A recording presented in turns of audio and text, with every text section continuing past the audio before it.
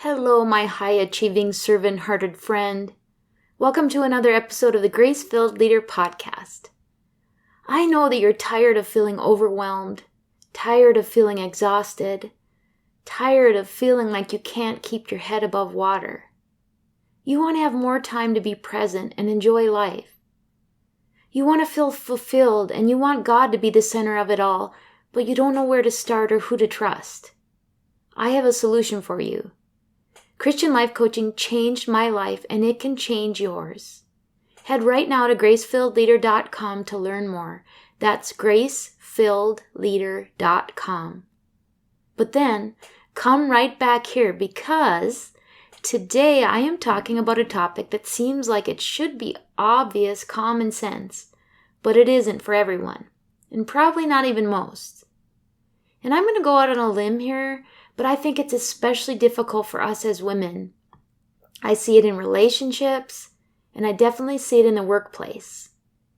It really is one of the key aspects of learning how to find balance in your life and allowing others to be a resource for you.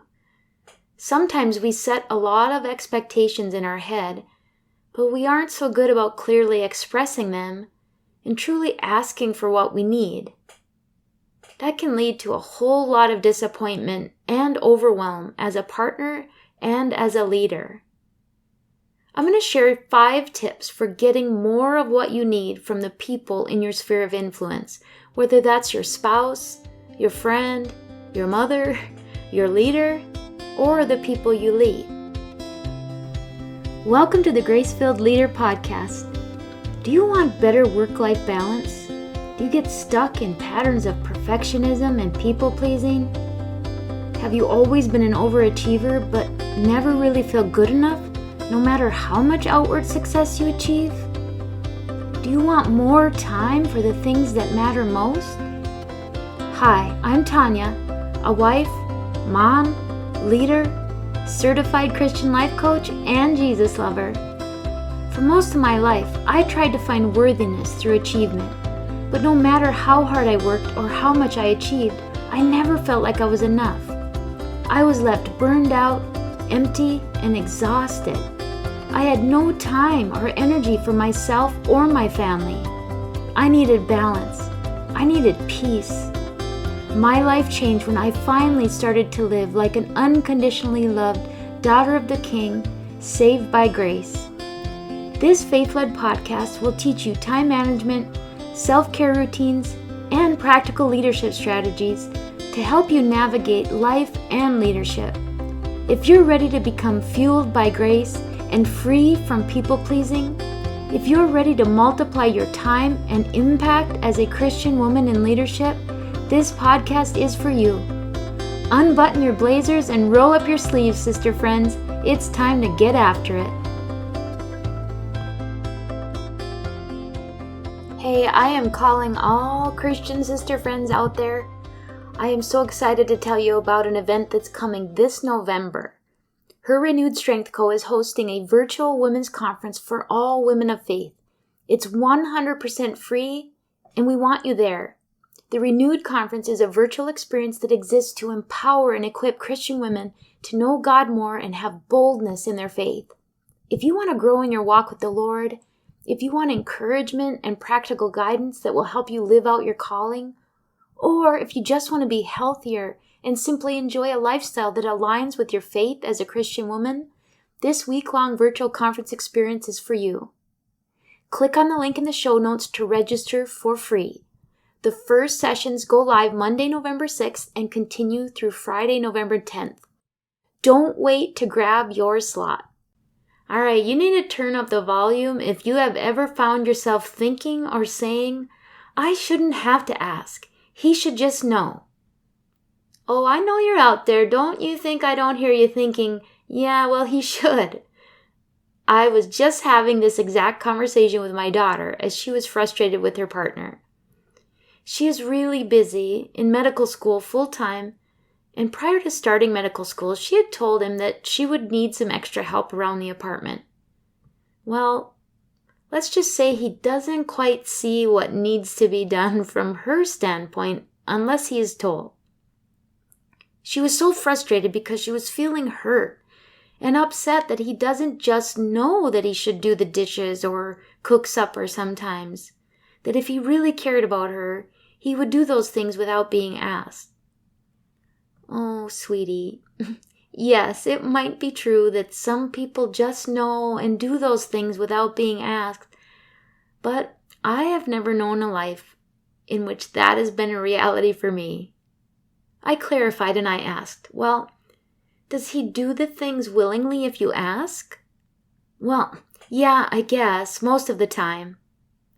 Well, count yourself lucky, I thought emphatically to myself.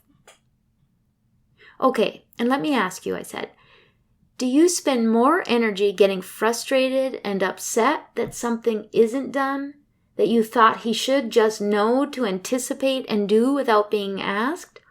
Or do you spend more energy asking for what you need? She said, well, I guess I spend more energy getting upset, but Mom, I shouldn't have to ask. Yes, dear, we all feel like that sometimes, but is it really true that he doesn't care about you when he doesn't do the dishes out of his own volition? Probably not. He probably doesn't notice or think about the dishes needing to be done because it isn't a priority for him. Perhaps he will learn over time to anticipate some of these things if you routinely ask for what you need in a loving and grace-giving way.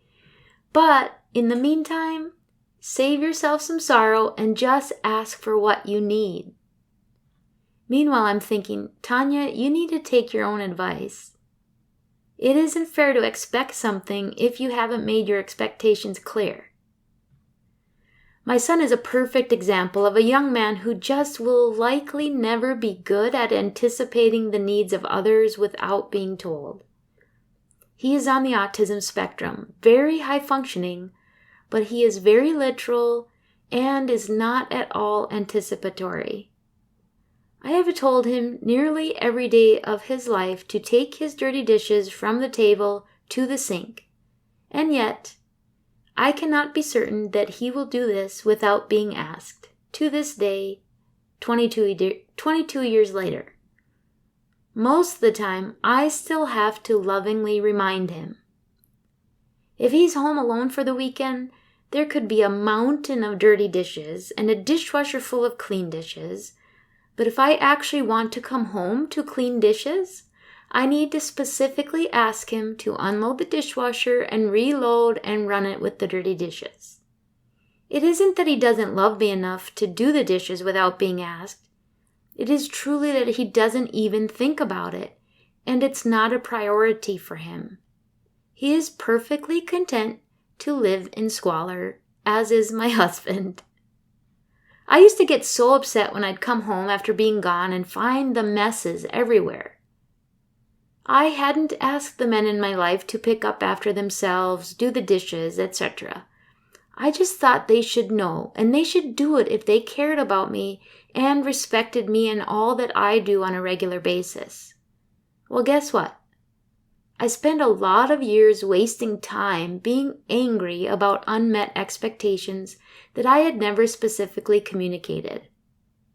I've now learned that I need to ask for what I need in a clear and respectful way and show gratitude for having my expectations met.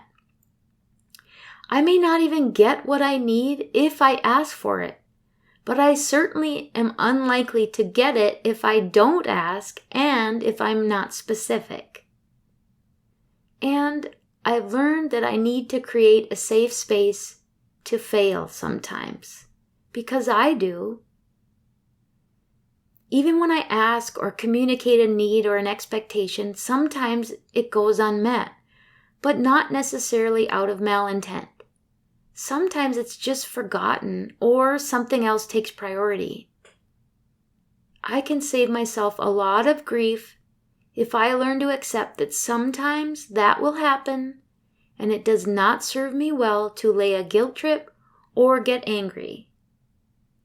It is certainly acceptable to seek to understand the barriers to doing what I asked and to have further communication about what it was important or why it was important to me, but I also believe we have to be a safe place for those we love to fail forward.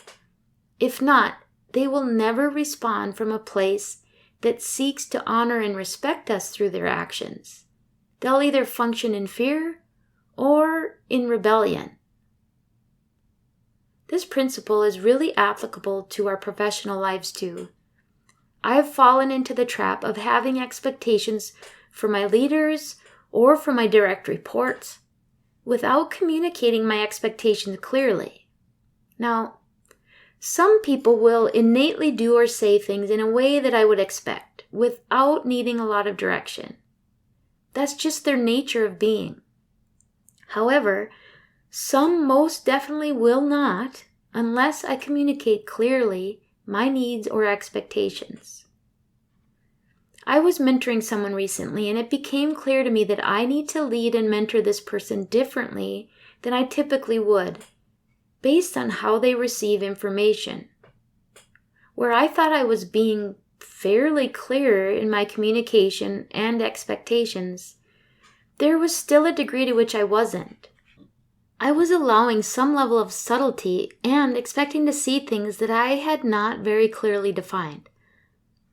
I also hadn't adequately created a safe space for this person to fail forward. I thought I had, but I had not been direct enough in doing so. This created a situation in which the person was not meeting expectations and was progressively drowning without knowing how to ask for a life ring. Once we established open and transparent communication and created that safe space to be less than perfect and to ask for help, it allowed us to wipe the slate clean and start over on a new path. It allowed me to more clearly define my expectations, explain what I need to see, understand whether there was a commitment to moving forward in a positive direction, and better understand how I needed to be an effective mentor and partner in that process. It was a difficult conversation that the Lord redeemed in a big way. As I thought back on the conversation, I was grateful for several things. I was grateful that the Lord gave me insight into the situation and confidence to have a difficult conversation. I was grateful that the Lord allowed me to speak in truth, but with grace and love. I believe that is what created a safe space and created hope that things can look different going forward. What could have been a circumstance that otherwise compromised a relationship became a relationship-building opportunity. I walked away feeling hopeful that I might see more of what I need to see and give more of what that person needs from me. Now, I could have avoided this conversation and just continued to have expectations that were unmet, which would have led to growing frustration and an erosion of the relationship. If you're someone that has expectations that are unmet, I encourage you to ask yourself how clearly you have communicated them. And if you're communicating your needs and expectations, how are you doing that? Are you communicating with grace, love, and respect? Or are you communicating with passive aggression, frustration, or imposition of guilt? Here are my 5 tips to getting what you need at work and at home. First, you need to understand what you need or expect. Second, you need to communicate clearly what your needs and expectations are and why they are important to you or to the work that you're doing. Third, ask if your expectations are reasonable and realistic for the other person to meet, and what they will need from you in order to meet them.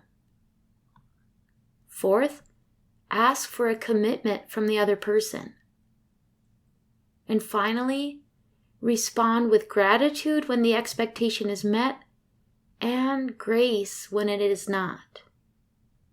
So again, number 1, understand your needs and expectations. Number 2, communicate your expectations clearly, including the why. Number 3, ask if your expectations are reasonable and how you can support them. Number 4, ask for a commitment. And number 5, show gratitude and grace. I hope that helps you as you go about your week, and I pray that God fills your heart with gratitude and His amazing grace. I pray this episode blessed you, spoke to you, or encouraged you in some way. If so, please share it with a friend and head on over to Apple Podcasts to leave me a review. That's the only way for me to know if you're enjoying the show. Nothing blesses me more than to hear from you. Also, come on over to our free Facebook community. This is a great place for us to support one another on our faith and leadership journeys. You can find the link to the group in the show notes or go to gracefilledleader.com/community. If you have questions or content ideas for the show, please send me a message on SpeakPipe or via email. Go to gracefilledleader.com/contact and leave a written or voice recorded message. I would love to know how I can best serve you on the podcast. Now to Him who can do immeasurably more than we can ask or imagine, according to His power that is at work within us. Ephesians 3, verse 20. Until next time, my friends, God bless.